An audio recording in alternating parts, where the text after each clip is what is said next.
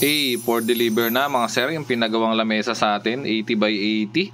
Napakalinis. Sir, gagawa tayo ng lamesa. Bali 80 cm.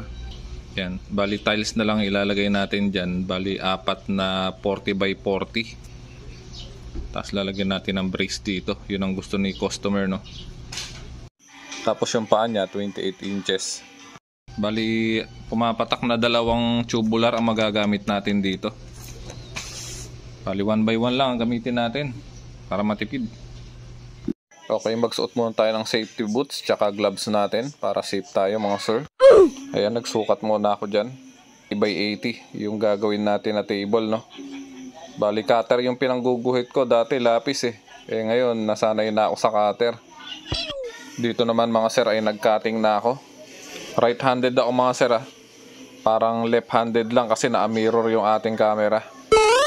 Ayan, natapos na natin. Nagawa na tayo ng square 80 by 80. Tapos sinunod ko naman yung pinaapaan niya. 28 inches yung cut natin dito. Namali pa nga ako, dapat pala 27 lang. Kinapos tuloy ng 2 inches yung ating tubular. Ito na, for welding na mga sir. Bali ispat-ispat lang muna yung aking ginagawa. Tapos bago mag full weld ay kailangan silipin muna natin kung pantay. Yan, sinunod ko na nga itong paa. Bali doon ko nga pala siya i-welding sa may loob para mas matibay. And kain muna mga sir. Ito, pinaglaga ako ni manager ng alokbate. Buti may tanim ako dun sa likod. Tsaka ito, pritong tinapa. Nagpapahimay ako.